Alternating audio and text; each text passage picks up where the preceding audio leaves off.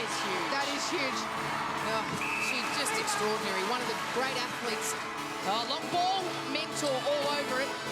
Life for me growing up was back in the UK in a little town called Bournemouth, which I often say is on the south coast of England, about 2 hours out of London. It was a very active lifestyle. My mum played a lot of sports, mainly sort of tennis and racket sports, and my dad was into a lot of athletics and also combat, so he did a lot of kickboxing. So I was always around sport, and I decided to take a different route, and I actually got into trampolining in my early days. I competed nationally around the UK, and I guess competing at a higher level, the difficulty of my routines meant I had to advance my skill level and meant I had to do a lot more doubles and I guess 1.5 twisting somersaults, and that meant being able to jump a lot higher on the trampoline and taking more risks. And for me, being quite tall, it meant bringing my limbs in from doing big crazy moves and trying to get up nice and tight to be able to do the rotations that often came off worse in terms of having accidents and crashes. And I think I can remember one time where I think I was doing a half out, which is a double somersault with a twist, and I got blinded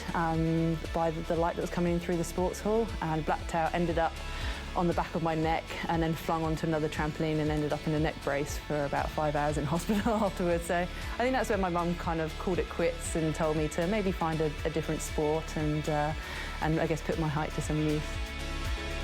It was around my 16th birthday that I was officially selected to be in the England senior team, and I think our first Test Series tour was against Australia. I didn't take the court, but I gained so much experience just being around that girls and in that elite environment. I guess I didn't have to wait too long. It was about a year later when I was 17, and I remember we were on a long tour to New Zealand and Australia. I think it was our second test against the Silver Ferns, and they decided to throw me on at goalkeeper.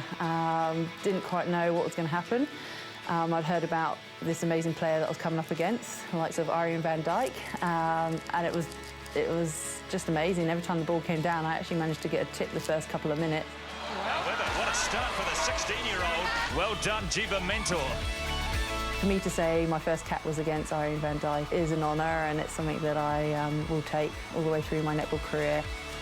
I've always wanted to come over and play in Australia and New Zealand, and then when the league kicked off and started up, I got an invitation from the Adelaide Thunderbirds, and it was the right move to make. So spending 3 years in Adelaide was brilliant, and working towards that premiership and finally coming home with it in 2010 and winning MVP, it was probably one of the highest points in my career.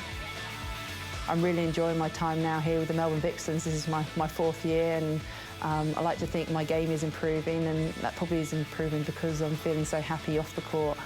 Melbourne is now home for me. I've settled there, and this season is hopefully going to be fruitful for us. Mentor says thank you very much. Utterly dominating in that goalkeeping position.